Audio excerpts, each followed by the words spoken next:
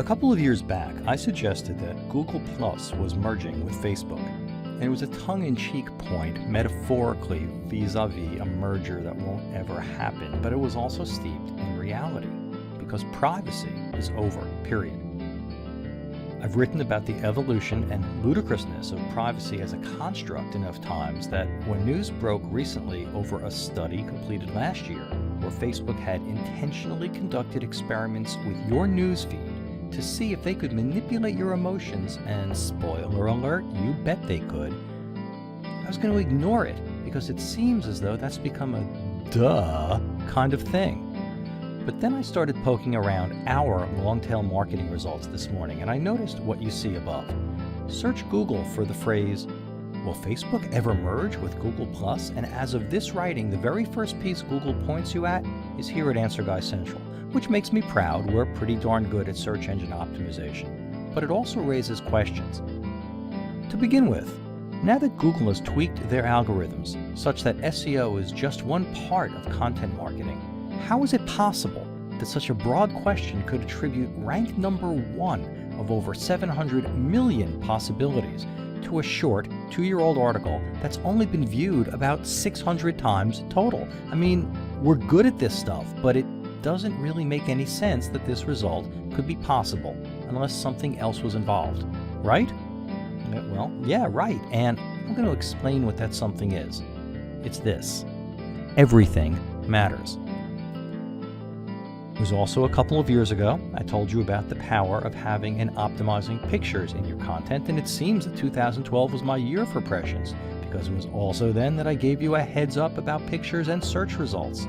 Well, surprise, while my picture still shows up on my Google Feed pages, and while the statistics behind my authorship of content still live somewhere deep inside the Googleplex, articles I write no longer have my picture on them in search results because Google's decided that the extra bandwidth required to display author pictures isn't justified by the value of those pictures. The value, that is, to Google. There was a tremendous value to people who jumped through Google's hoops to make our pictures show up in search results. The pictures broke up text in a way that drew users' eyes and encouraged them to click through. I'll accept that it might have had a small impact on Google's worldview, but to most of the rest of us, it mattered plenty. And Google still got the information that matters to them. They just don't show my picture next to search results anymore, but Google still knows exactly what and how much I write, and they use that information to their benefit. Now, take another look at the picture atop this piece. Do you see that there's a picture next to our #1 search result on "Will Facebook ever merge with Google Plus"? It isn't my author photo, and it isn't the same thing you see in the article it points to. It's a frame from a video embedded in that article, and it's not even a Google/YouTube video. The video is passing through to Google search results from Answer Guy Central and being extracted from a video originating at TED.com. I suspect that takes more bandwidth.